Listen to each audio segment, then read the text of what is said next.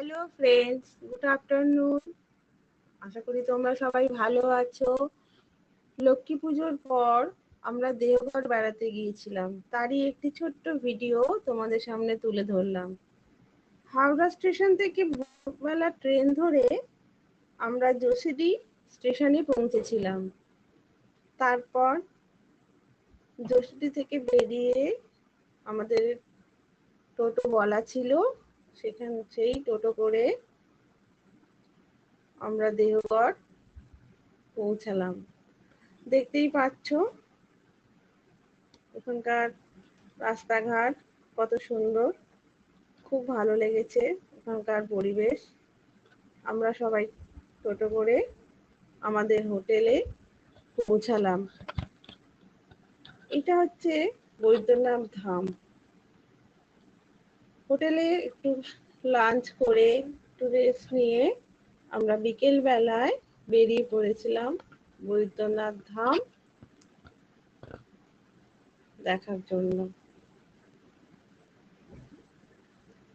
এটি দ্বাদশ জ্যোতির্লিঙ্গের মধ্যে একটি।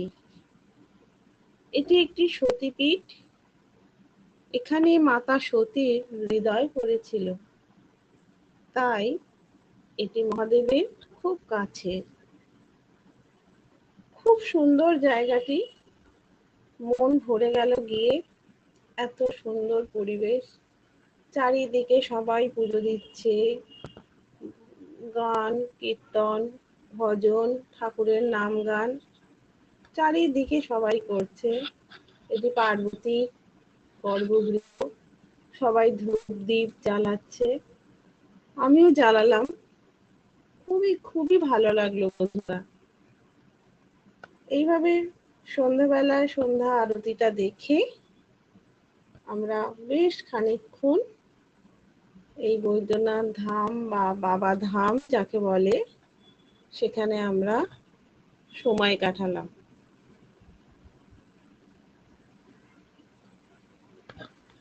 তারপর আমরা হোটেলে ফিরলাম, কেননা পরের দিন ভোরবেলা আমাদের পুজো দিতে হবে।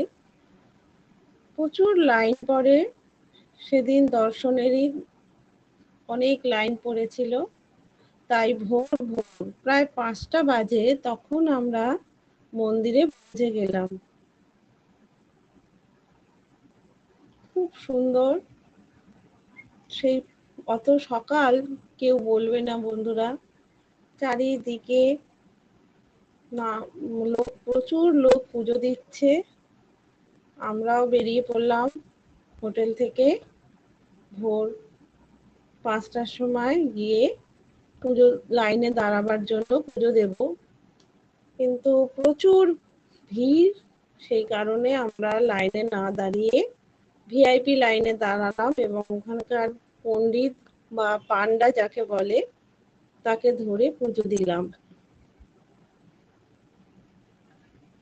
খুব বেশি সময় লাগলো না, ভিড় হলেও লাইন খুব তাড়াতাড়ি এগিয়ে গেল এবং আমরা পুজো দিয়ে ব্রেকফাস্ট করে সাইট সিন করতে বেরিয়ে পড়লাম।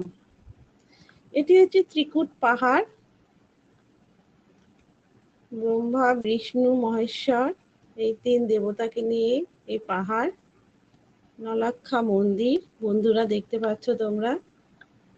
এইরকম আমরা অনেক অনেক সাইট সিন দেখলাম, সবগুলোর ভিডিও করা সম্ভব হয়নি, কেননা পারমিশন ছিল না। তাই যেগুলো পারমিশন পেয়েছি এবং যেগুলো সম্ভব হয়েছে সেগুলোই তোমাদের কাছে তুলে ধরলাম। এটি দূর থেকে দেখা যাচ্ছে বন্ধুরা, দেখো ত্রিকুট পাহাড় খুব সুন্দর লাগছিল। তারপর আমরা লাঞ্চ করে সবাই মিলে আবার বেরিয়ে পড়লাম। এটা হচ্ছে মা দুর্গা ধাবা। এখানকার প্যারা খুবই বিখ্যাত। এই দোকানের প্যারাটা খেতেও খুব ভালো এবং ওখানেই আমরা লাঞ্চ করে প্যারা কিনলাম, কিনে টিনে আবার নতুন গন্তব্যে পৌঁছে গেলাম। এটা হচ্ছে তপবন।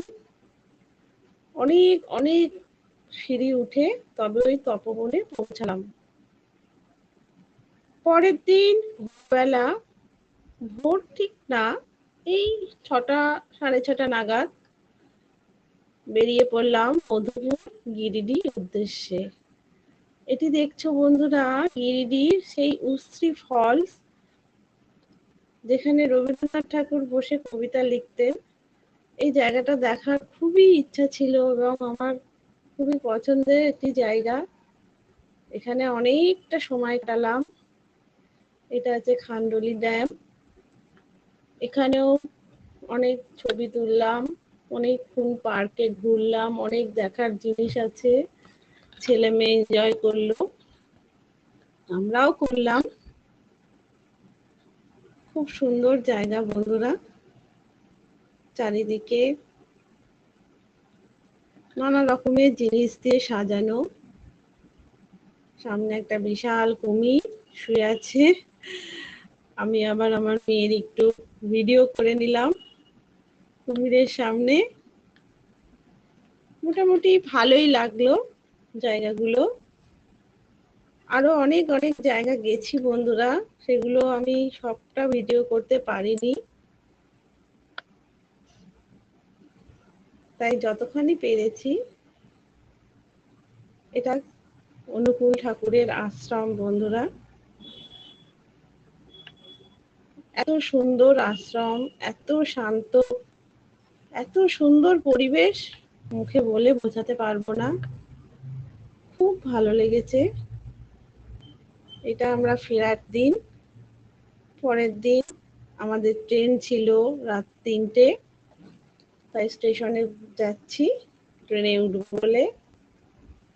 টাটা বন্ধুরা, কলকাতায় ফিরে এলাম। আমাদের জার্নি খুব ভালো হলো।